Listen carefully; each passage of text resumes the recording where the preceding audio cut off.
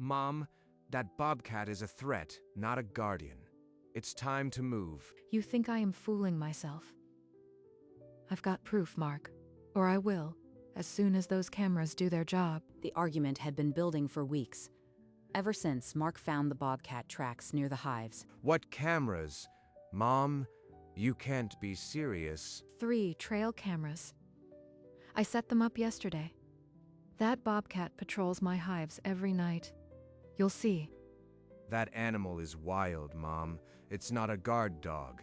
If you won't move, I'll have to call animal control. Dorothy didn't flinch.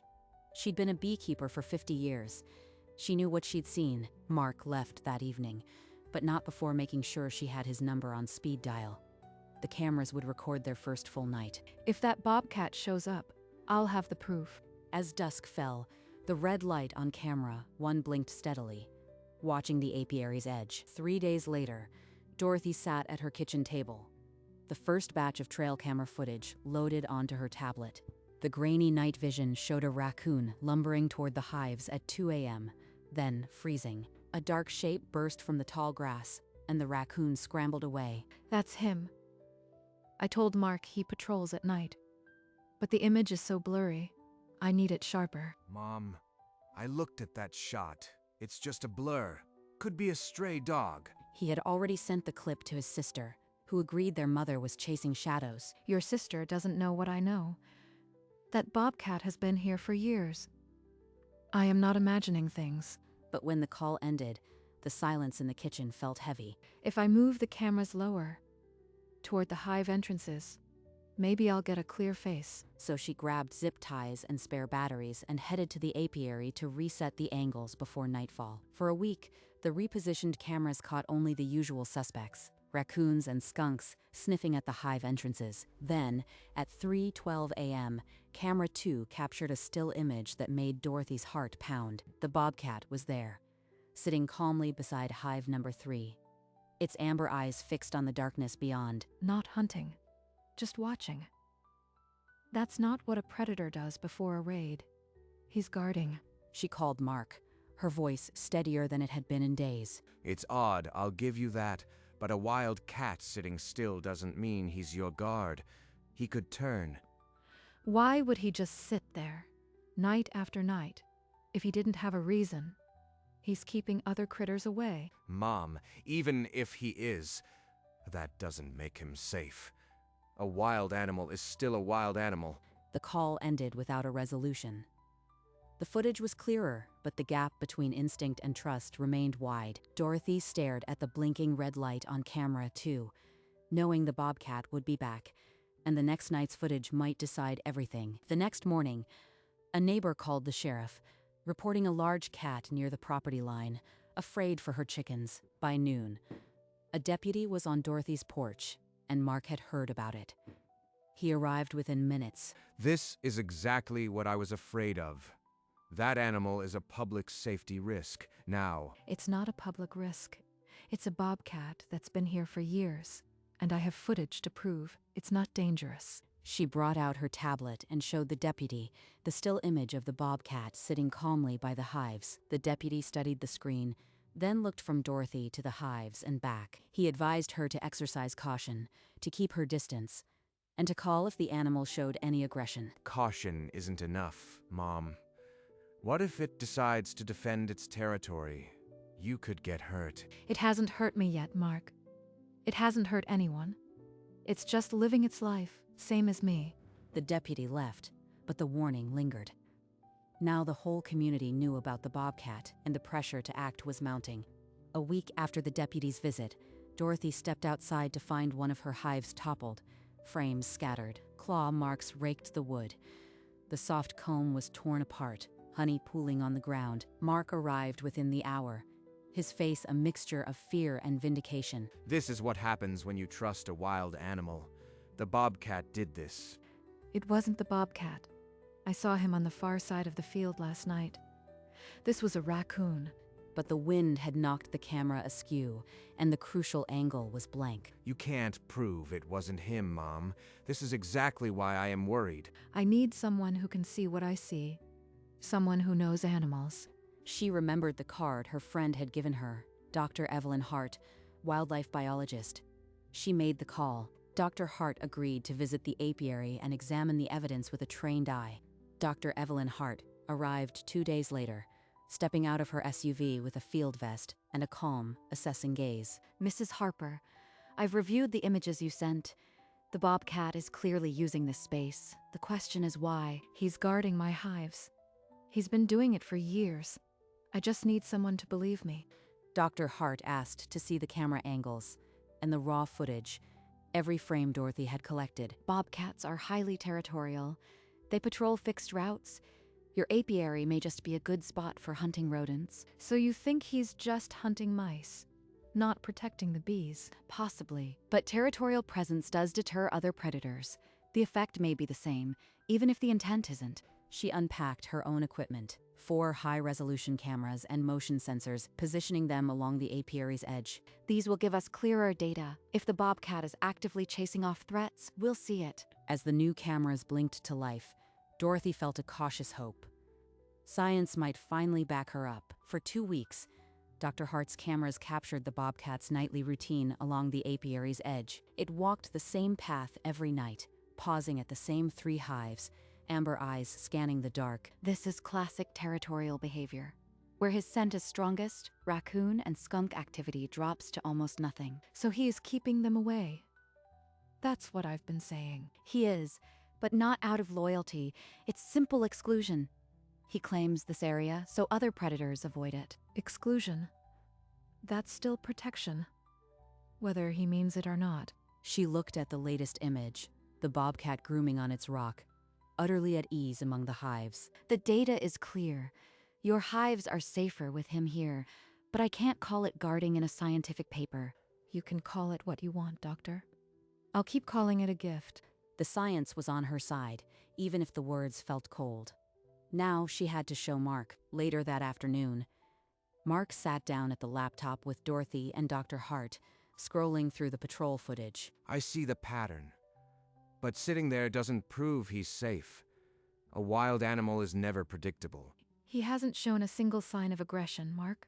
Dr. Hart has the evidence. After Dorothy stepped out, Mark turned to Dr. Hart, his voice low and urgent. I need a straight answer. Is that bobcat a danger to my mother? Yes or no? It's unlikely to attack a human. Bobcats avoid us, but corner any wild animal, and it becomes unpredictable. Unpredictable. That's what I was afraid of. You can't guarantee her safety. He walked back to the house and found her on the porch, the apiary stretching out behind her in the late light. Mom, I am asking you to choose. For your own safety, the bobcat has to go, or I'll have to take steps. Then you'll have to take those steps, Mark. I am not choosing. He stays. So do I. That night, after the standoff, the apiary fell quiet under a half moon. The cameras kept watch. A skunk waddled between the hives, striped tail raised, heading for the lowest super. Then the bobcat exploded from the grass, hissing, lunging, a blur of muscle and fury. The skunk scurried away, and the bobcat watched it go, then settled onto its rock and began to groom. At dawn, Dorothy and Dr. Hart huddled over the laptop, watching the playback in stunned silence. That's clear as day. He didn't just mark his spot, he physically drove the skunk away. That's him. That's what I've been trying to tell them. He's not just a visitor. He's my guardian. Dr. Hart nodded slowly, her scientist's caution giving way to something quieter. Now they can't deny it. Mark and the whole county have to see this. The proof was no longer a blurry shape. It was a bobcat, risking itself for a patch of hives, and the evidence was saved. At first light, Dorothy called Mark. An hour later, he stood in her kitchen, the laptop open between them, the footage loaded. She clicked play without a word, her hand steady. The bobcat lunged, the skunk retreated, and the clip ended. Mark sat motionless. It's still a wild animal, Mom. One video doesn't change that. It's not just one video. It's 2 weeks of patrols, Dr. Hart's data, and now this. I'm not wrong. Dr. Hart stepped into the kitchen, her voice calm and careful. Mark, this is mutualism. The bobcat benefits from the rodents here, and the hives get protection from its territorial presence. It's not affection, but the outcome is the same. But you said It's unpredictable. What if something changes? What if it attacks her? Then I'll deal with it, like I've dealt with everything else on this farm for 60 years. I am not giving up my home or my hives. Mark stared at the frozen image on the screen, the bobcat mid-leap. For the first time, he didn't argue. He just looked at his mother, then back at the image. For a week, an uneasy truce held at the Harper farm. Then, one twilight, a lean coyote appeared at the property line. By morning, another hive lay toppled. The comb torn, and coyote tracks were pressed into the mud alongside the wax. Mark arrived and crouched beside the tracks, his face hardening as he traced the coyote's path with his finger. This isn't a raccoon, Mom. These are coyote tracks. It knows there's prey here now. He pulled out his phone and called the deputy before Dorothy could protest, his voice tight. Mark, don't. The coyote has nothing to do with the bobcat. You are just using this as another excuse. It has everything to do with safety. If that bobcat can't keep out a coyote, then it's useless. It might even be bait. Dorothy stared at her son, the accusation slicing through her. The bobcat had only ever helped. Within the hour, the deputy agreed to come and assess the situation, words that felt like a trap closing. She looked toward the tree line, praying the bobcat would sense danger and stay hidden tonight.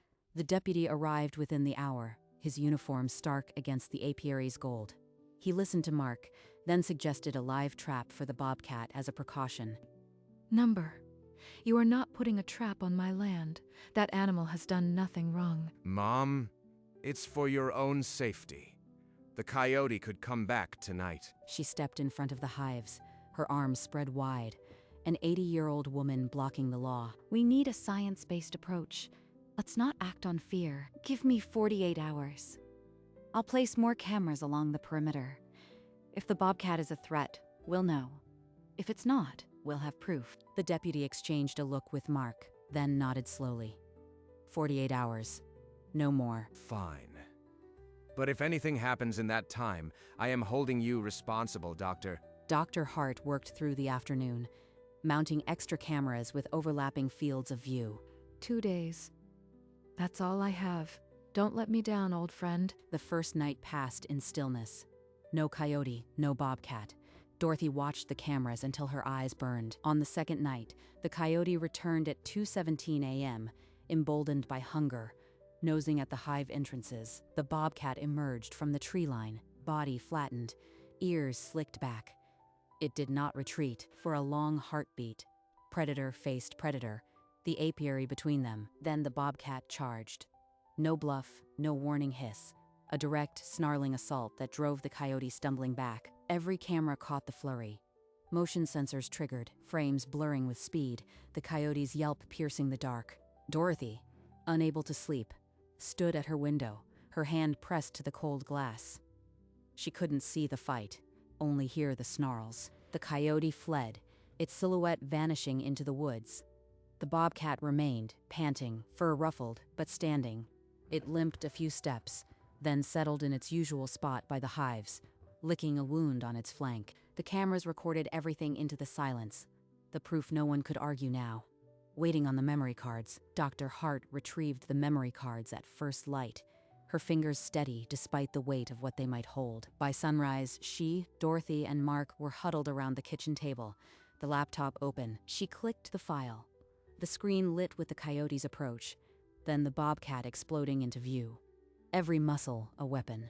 The snarls filled the kitchen, raw and violent. Then the coyote fled, and the bobcat limped back, its flank torn, and settled by the hives as if nothing had happened. Mark's hand rose to cover his mouth. My God, it really did protect them. It put itself in harm's way for those hives. I told you, Mark. I've been telling you all along. He's not a threat. He's my guardian. That's not just territorial exclusion, Mark. That was active defense against a larger predator. This footage will be in every behavioral biology textbook. I was so wrong. I am sorry, Mom. I'll call the deputy right now. No traps, no removal. This is his home, too. Dorothy squeezed his hand, tears slipping down her cheeks. For the first time in weeks, the kitchen felt warm. Mark stepped onto the porch, phone in hand. The morning sun warmed the weathered boards as he dialed the deputy. Deputy, we've got proof. The Bobcat fought off a coyote last night. Call off the trap. It's not a threat. He returned to the kitchen, where Dorothy still sat with Dr. Hart. The laptop closed now. Mom, I am sorry. Not for worrying, for not trusting you. You knew this land and that animal better than I ever did. You were scared for me. I understand that. But sometimes the wild doesn't need our fear. It just needs our respect. This will make a fascinating paper, but more importantly, it's a reminder. Wild doesn't always mean dangerous. Sometimes it means partner. The bees, the bobcat, this place. It's all one thing, isn't it? I was trying to separate what was never meant to be apart. That's what I've been trying to tell you, son. They walked out to the porch together, the apiary buzzing softly in the afternoon light at the field's edge. The bobcat limped into view, then settled in the tall grass as if it had always belonged there. A week later, the bobcat's limp was nearly gone. It still patrolled the apiary edge at dusk, a ghost in the grass. Dorothy placed a metal water dish outside the fence, filled it with cool well water, and stepped back without a word. Not a pet, just an acknowledgement. You keep your watch, I'll keep mine. Dr. Hart secured university funding to make the camera network permanent. Motion sensors, data loggers, a live feed for biology students. Dorothy, your apiary is a study site now. We'll monitor predator-prey dynamics here for years. You've given science something rare. The bobcat, still wild and unnamed, became a fixture in ecology lectures. Students watched his nightly patrols and debated instinct versus intent. Let them debate. He already taught me what I needed to know. Some evenings, she'd see him in the tall grass, and he'd see her, and neither would move. The hives hummed on, and the research station blinked its tiny lights, but the real partnership needed no proof. It was simply there, in the quiet alliance between an old woman and a wild cat who had chosen the same ground. Months later, at the county fair, Dorothy's honey jar wore a new label. Bobcat Guard Apiary. Mark stood beside her, beaming as the judge pinned a blue ribbon to the jar. See? People love the story almost as much as the honey. You and that bobcat are famous now. Fame won't change him. He'll still be out there at dusk, doing his rounds. That's the best kind of partnership.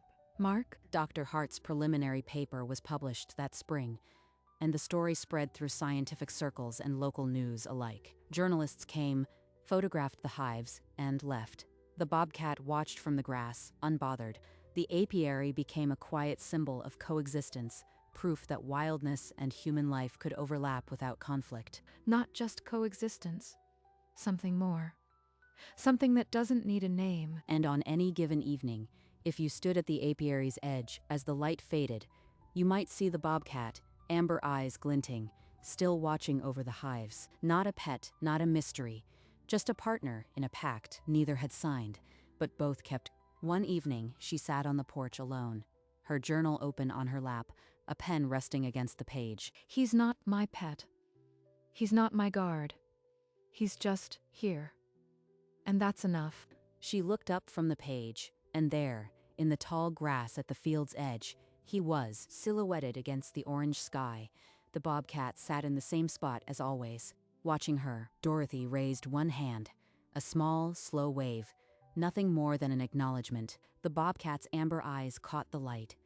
It blinked, once, slow and deliberate, then it turned, melting back into the grass, the way a wild thing does. Dorothy watched the empty space where he'd been, a quiet smile on her weathered face. That's enough. That's always been enough. The sun dipped lower, and the apiary hummed on, unchanged, and somehow more whole than ever. The next spring, Dorothy woke to a strange sound, high, chittering yips near the apiary fence. Through her window, she saw 3 small spotted shapes tumbling along the worn patrol route. The mother bobcat walked ahead, pacing slowly, pausing at the same hive where she'd once fought off the coyote. He taught them. The patrol route. The watchful stillness. He passed it on. Mark's truck pulled up, and his grandkids scrambled out, their voices high with excitement. Mom, look. Looks like the guard is training the next generation. Looks like this farm found its guardians for another year. Let's not disturb them. The grandkids pressed their noses to the window glass, giggling as the kittens pounced on each other. Outside, one kitten sat apart, amber eyes fixed on the hives, a perfect copy of its mother's watch. The apiary buzzed on, older than any of them, rooted in a land where wild and tame had learned to share the hours. One afternoon, Dr. Hart's car rolled up the gravel drive. She carried a thick envelope and a quieter smile than before. They sat on the porch, the apiary humming just beyond the fence, as she handed Dorothy a copy of the published paper. Your case changed how my colleagues see predator-human overlap. You didn't just prove a point, Dorothy. You opened a door. Some doors were always open, dear. We just forgot to look. She squeezed Evelyn's hand, her grip still strong from decades of lifting hive boxes. I used to think coexistence meant walls and warning signs. You taught me it can be as simple as a water dish and patience. And a lot of stubbornness. Don't forget the stubbornness. They laughed together, the sound carrying over the apiary. For a moment, the research station, the papers, the fame all faded. What remained was a partnership that science could describe but never fully explain. Dr. Hart said her goodbyes, but left knowing she'd be back, drawn by the quiet mystery of the farm. On Dorothy's 82nd birthday, the whole family gathered at the farm. The apiary was in full midsummer bloom. They set out honey cake on the porch, and the grandchildren ran among the hives, careful and laughing. When the sun began to dip, Mark stood and raised his glass, his voice carrying over the quiet field. To Mom, and to the wild heart of this place, keeping the hives safe whether we understand it or not. A soft laugh rippled around the porch, but then one of the grandkids pointed toward the tree line. There, at the edge of the tall grass, a shape sat motionless. Amber eyes glinted in the fading light. The whole family fell silent, glasses half raised, as the Bobcat watched them with the same ancient patience. He knows. He always knows when we're here. The Bobcat blinked once, then settled its head on its paws as if to say the guard was still on watch. The toast ended in quiet wonder, the apiary humming its own hymn beneath the rising stars. The footage proved what Dorothy had always known. Not that a wild animal loved her, but that survival can weave an accidental loyalty. In the apiary, the hives hummed on, a constant murmur that had outlasted seasons of doubt and argument. At the field's edge, the Bobcat yawned, a long, unhurried stretch, and then settled into the tall grass for another watch. The cameras kept rolling, a quiet, unblinking witness to a pact that needed no formal agreement. Dorothy, from her porch, could see the faint shape in the distance, and she no longer felt the need to explain it to anyone. Mark had stopped asking about retirement homes. The grandchildren had learned to move slowly near the fence. The Bobcat did not belong to anyone. That was the point. It simply stayed, and in staying, something had changed. A professor in a lecture hall might call it mutualism. A child might call it magic. Dorothy simply called it her farm. The sun set on another day, painting the white boxes in amber and shadow. The world was no less wild, but it had learned to share. And somewhere in the tall grass, amber eyes closed for a moment, then opened again to the night, keeping watch.